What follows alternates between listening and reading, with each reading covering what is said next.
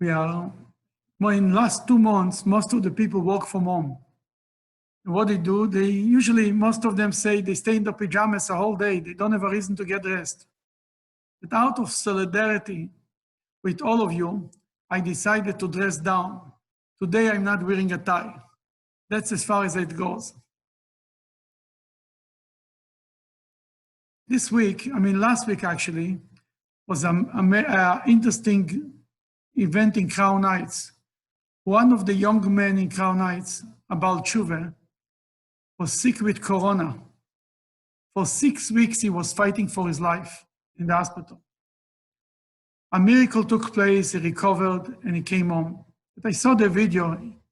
He's going up the steps to his house. He's climbing the steps very slowly. He's still very sick, but he's alive. And came out, his wife and little children to greet him. You see the joy on their faces.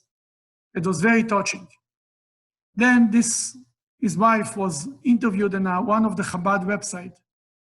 And they asked her, how you survived in these 6 weeks? Because they knew she doesn't have a family, the family is supporting Crown Heights. And she's not a part of, she's not somebody who has cousins and second cousins and parents and everything. But she said something very interesting, that many people helped her anonymously. She got a phone call from this kosher supermarket that somebody deposited on her account money. He now told her, you just come and buy whatever you need, don't worry for a second. Everything is covered. She used to get up in the morning and she found under the door, people slipped in envelopes with a lot of cash. No names, no nothing. Some people sent boxes of toys to the house. Nobody knows who paid for it. And she said that's what helped her to carry on for the 6 weeks that her husband was not providing for the family, he was fighting for his life in the hospital. And she thanked everybody. This mitzvah of giving anonymously is called in Hebrew matan beseter, giving in hiding, so to speak. And this is considered by Maimonides the highest level of giving charity, of tzedakah. Actually, the highest level is higher than that. The highest level of giving tzedakah, charity, is to get the person a job. Not to help him, get him a job, teach him a trade, and he can support himself. As the famous line, if you give a person a fish, you feed him for the day. You teach him how to fish, then he can support himself for a lifetime. That's the highest level Maimonides decides. Number 2 is when the giver doesn't know to who he gives, and the receiver doesn't know from whom he receives it. Number 3 is the giver knows to who he gives, but the receiver, at least the receiver doesn't know from who he got it, because then when he goes on the street, he's not embarrassed to see the guy who helped him. He never knows who it is. And this is usually the highest level of charity. But in this parsha of this week, we read about a unique way of giving charity. The name of the parsha is Emor. Half of the parsha speaks about giving, is about what the laws of the Kohen, and now if this is the concept that the Kohen cannot go into a cemetery, that's written in this parsha, and many more laws about Kohanim and about the temple. The second half of the parsha is about all the holidays of the Jewish calendar.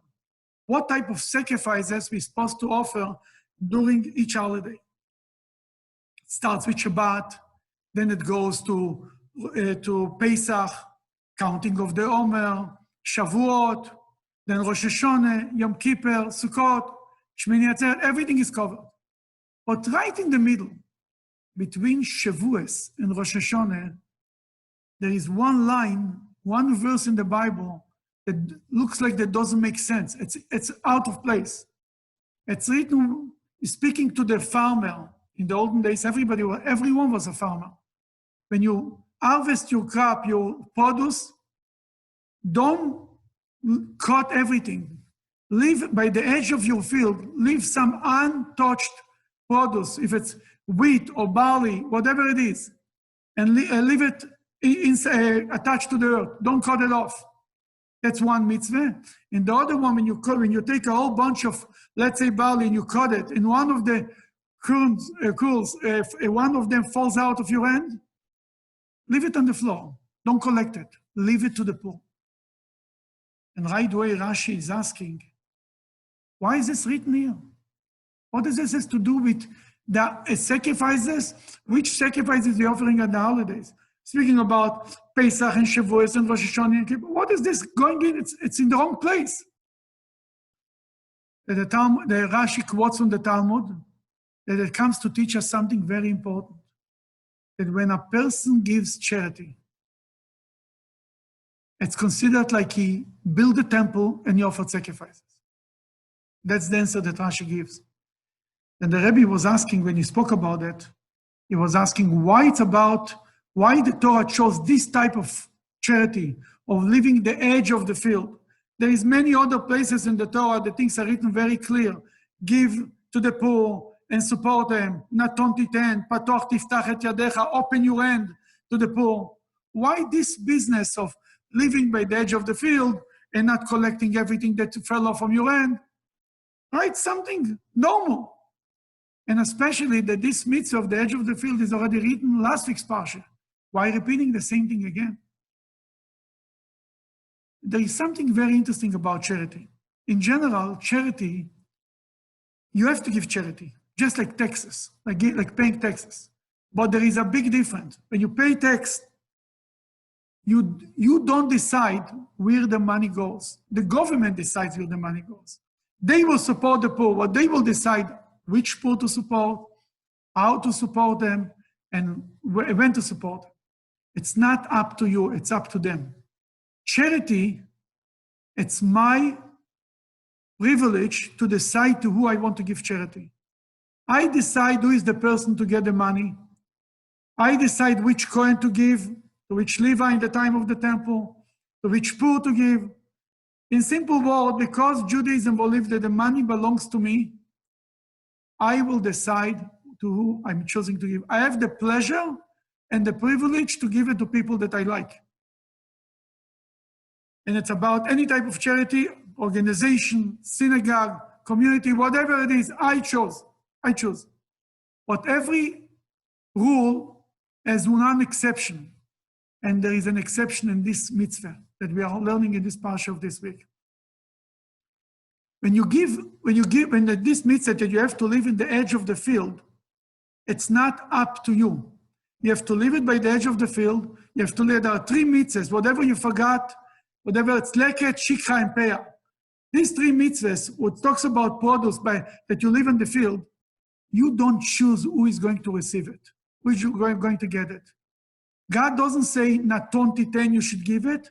Just leave it on the field and walk away. Who is going to get it? Whoever will come. It's none of your business. So one charity that I don't have control over who is going to receive it. Why the Torah made this type of charity? Why I shouldn't have the choice to decide to who to give it? There is a story about Reb Zusha of Anipoli. My name is Zusha. I'm named after this famous Hasidic Rebbe who lived around 200 years ago. His name was Zusha of Anipoli. He was a friend, a very dear, close friend of the Alter Rebbe, the first Chabad Rebbe, who actually wrote the book Tanya. It's the Bible of the Hasidic philosophy of Chabad. Both of them were disciples of the Maggid of Mezrich, there was the Baal Shem Tov, then it was the Maggid of Mezrich, and then it was the Alter Rebbe who started the Chabad movement. The Baal Shem Tov started the general Hasidic movement, then it was the Maggid, in any case, these two were very dear friends, to a point that when the Alter Rebbe published the book Tanya, one of the two endorsement letters to the Tanya was from Reb Zusha of Anipoli. And the story goes that once a Jew, a businessman, saw Reb Zusha of Anipoli somewhere in a synagogue or somewhere, and he saw that he's a very righteous man, and he decided he wants to support him. He was known to be a very, very poor man to an extreme. He started to give him money, give him charity, and his business was better. He gives them more, it's even better. He gives them more, and he's a businessman. He understands business. You give and you make more. It was amazing. One day, he comes to town to look for Reb Zusha, and he's not in the synagogue. He's looking for him. Where is the Rebbe, Reb Zusha of Anipoli? Oh, he went for the holidays to his Rebbe. Where he went? To Mezrich. He said, Reb Zusha is a Rebbe? Told him, yeah, the Maggid of Mezrich, a very holy man. Is he holier than Zusha? He said, yes. He's a businessman. He thinks to himself, if I give Reb Zusha the money and I'm doing so well, I'll go to his Rebbe, who is much holier than him. I'll give him. Business will be booming. He started to go to Mezrich. He's going to Mezrich, and he started to give money to the Maggid of Mezrich for his synagogue and institutions and everything. But something strange happened. Business started to go down. He gives, and it's getting worse and worse and worse. He's a smart man. He understood right away something went wrong. He decided he's going back to Reb Zusha. He comes to shul. He starts to cry, Rebbe, what happened? I gave you, and business was booming. I gave you Rebbe. You yourself told me that your Rebbe is much holier than you and much more righteous than you. Why is the business going down?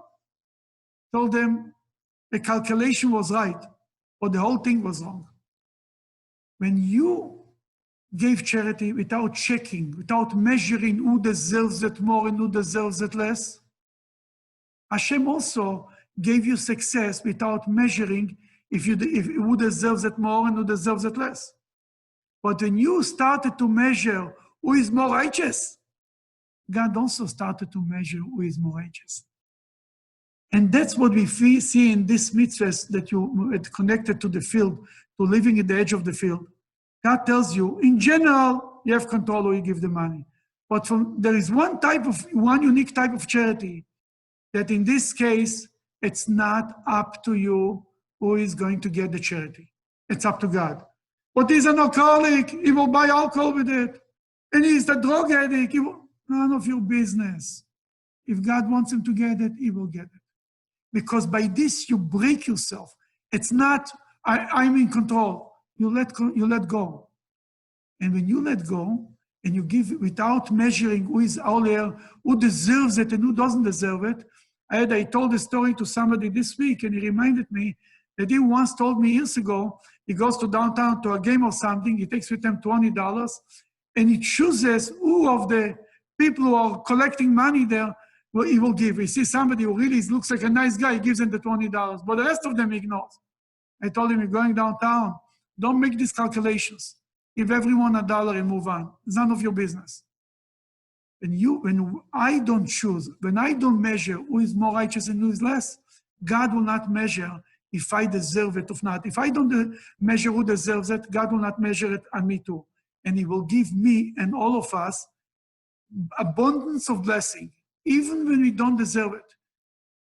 Because he loves us and he's our Father in heaven. And when we do it, we get the same reflection back. My friend, thank you all for joining me tonight. And we will do the same thing next week, all the way until God will have Rahmanas on us, have mercy on us, and we'll be able to join together in this synagogue. Now, looking at this empty synagogue is not so exciting. I'm looking forward to see you here. But until then, we will reconvene next Thursday night. Good night. Thank you.